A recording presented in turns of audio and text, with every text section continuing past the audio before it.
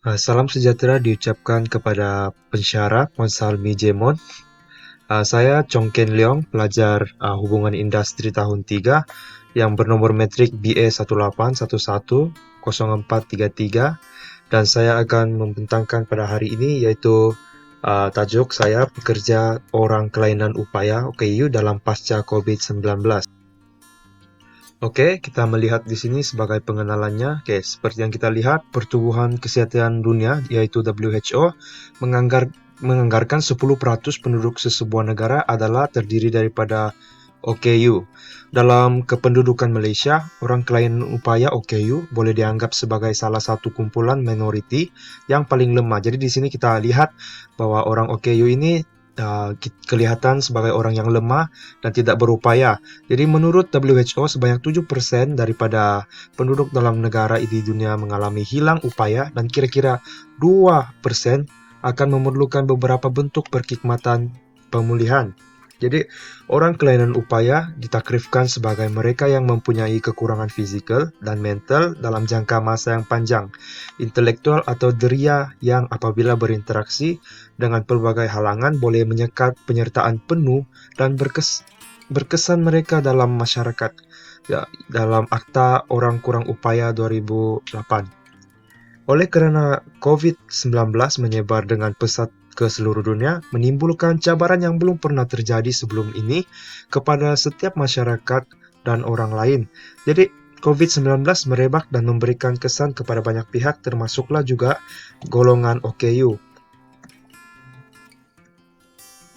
Oke, melihat kepada cabaran golongan OKU, dalam kependudukan Malaysia, orang kelainan upaya boleh dianggap sebagai salah satu kumpulan minoriti yang paling lemah. Sebelum ini, orang kelainan upaya OKU sering digambarkan dengan pandangan yang negatif. Mereka diibaratkan seperti seorang individu yang tidak sempurna kesehatannya karena mereka memerlukan rawatan dan pertolongan, dan keadaannya dilihat sebagai kurang upaya.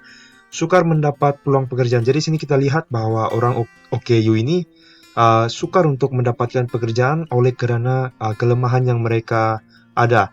Jadi faktor yang menghalang OKU di Malaysia mendapatkan pekerjaan termasuklah sikap negatif dan diskriminasi ekoran kurangnya kesedaran mengenai keupayaan golongan tersebut. Seterusnya, kekurangan bangunan dan pengangkutan awam yang mesra kepada golongan OKU. Maksudnya di sini uh, kemudahan-kemudahan yang disediakan kurang untuk golongan-golongan OKU. Jadi seterusnya, pandemik yang semakin meningkat, ramai yang kehilangan pekerjaan dan mencari pekerja baharu, sekaligus bersaing dengan semakin ramai orang. Namun, dengan pasaran pekerjaan yang kompetitif dan landscape ekonomi yang tidak dapat diramalkan, ia tidak lagi berlaku. Bagi OKU, keadaan ini lebih mencabar. Oke, sambungannya, iklim perniagaan yang tidak menentu ketika pandemik menyebabkan banyak organisasi dan syarikat lebih suka menggunakan graduan yang mereka fikir dapat bekerja sejak hari pertama. Bagi mereka, graduan OKU mungkin tidak sesuai dengan harapan mereka. Walaupun ada OKU berijazah universiti yang telah menjadi pensyarah, peguam, eksekutif pemasaran, eksekutif akaun, dan pegawai pentadbiran, masih ramai yang berjuang untuk mendapatkan pekerjaan. Terdapat faktor dalaman dan luaran yang mempengaruhi pengambilan OKU, yaitu faktor dalaman merangkumi kurangnya keyakinan diri, harga diri rendah, dan ketidakupayaan untuk bekerja walaupun mereka mempunyai ijazah. Faktor luaran merangkumi sokongan dan kemudahan untuk OKU berulang alik ke tempat kerja dan di tempat kerja itu sendiri. Di sektor swasta, kita melihat bahwa pasaran kerja adalah persaingan yang setara. Calon OKU perlu bersaing dengan calon normal untuk pekerjaan yang sama. OKU harus menampilkan diri sebagai seorang yang boleh dipercayai dan sangat profesional, sesuai dengan kedudukan yang mereka minta. Graduan OKU harusnya diterima sebagai sebahagian daripada tenaga kerja yang dapat menyumbang kepada pembangunan sesebuah negara. Sebenarnya, usaha itu akan membantu OKU untuk keluar dari kemiskinan kerana OKU sering dikaitkan dengan masalah pengangguran. Lihat kepada OKU di luar negara. Di Jepun terdapat 86 kes COVID-19 di sebuah pusat bagi orang cacat intelektual di wilayah Chiba dekat Tokyo. Di Korea Selatan, kemudahan perubatan tidak dapat melindungi OKU.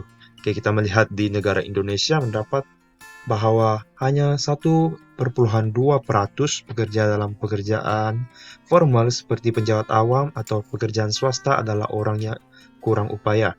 Oleh itu, mereka biasanya bekerja di sektor informal, misalnya menjual di jalanan yang telah dilanda dan untuk mereka yang telah dilanda COVID. Oke, melihat kepada bantuan dan perlindungan yang dijalankan oleh individu dan kerajaan. Bagi mengatasi masalah pengangguran dalam kalangan OKU, kerajaan beberapa waktu lalu memperkenalkan pekerjaan 1% OKU dalam dasar sektor awam. Kerajaan memperuntukkan sebanyak 55,7 juta bagi membantu 190.000 orang kurang upaya, termasuk yang kehilangan pendapatan berikutan dengan pandemik coronavirus.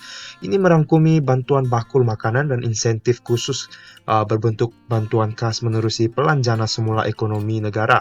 Kerajaan bersetuju untuk menaikkan kadar bantuan kebajikan bulanan kepada golongan rentan, termasuk orang kurang upaya.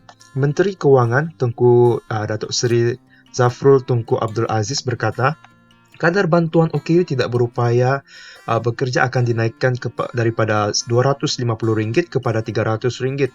Kadar bantuan warga emas dan bantuan penjagaan OKU dan pesakit kronik telantar dinaikkan daripada Rp350 ke Rp500. Dan kadar allowance pekerja OKU juga dinaikkan daripada Rp400 kepada Rp450, katanya ketika membentangkan belanjawan 2021 di Dewan Rakyat di sini hari ini. Jadi Eka Setiawan, Ketua Persatuan Buta Indonesia atau Pertuni, melaporkan bahwa pemerintah tidak memasukkan orang kurang upaya sebagai penerima pekerjaan bantuan sosial semasa penutupan ini. Akhirnya, kerajaan mesti menolong orang kurang upaya supaya yang keluarganya dijangkiti COVID-19. Penghuni sesebuah rumah untuk orang kurang upaya di Jawa Tengah, Indonesia masih dibantu di mana beberapa individu menjaganya setiap hari karena rumah itu tidak mampu untuk mengambil seorang pembantu untuk setiap individu. Dani, seorang aktivis orang kurang upaya di Yogyakarta, Indonesia, memberitahu bahwa beberapa orang kurang upaya memerlukan latihan tertentu untuk membantu mereka memahami maklumat tertentu. Jadi, di sini kita melihat ada sedikit perbedaan yang dilakukan oleh kedua negara ini, yaitu Indonesia dan Malaysia, dalam bantuan yang diberikan. Namun, tetap melakukan bantuan terhadap orang kurang upaya sama ada yang bekerja dan tidak. Oke, secara kesimpulannya, pekerja OKU tidak lagi dilihat sebagai beban kepada sesebuah negara karena kerajaan telah memberikan peluang kepada mereka untuk bekerja. Timbalan Perdana Menteri Datuk Seri Najib Tun Razak pernah berkata, orang kurang upaya tidak lagi boleh dianggap sebagai golongan yang hanya mengharap simpati dan perlu dibantu. Sebaliknya, mereka juga boleh menjadi penyumbang kepada aset negara. Ia adalah sebahagian daripada konsep model insan yang diketengahkan oleh Perdana Menteri Datuk Seri Abdullah Ahmad Badawi, di mana kerajaan berpandangan jauh dan menganggap OKU perlu diubah agar menjadi aset yang boleh menyumbang kepada keperluan modal insan negara. Selain itu, kerajaan juga memberikan allowance yang secukupnya kepada golongan pekerja OKU. Jadi ini merupakan rujukan yang saya guna pakai untuk pembentangan kali ini.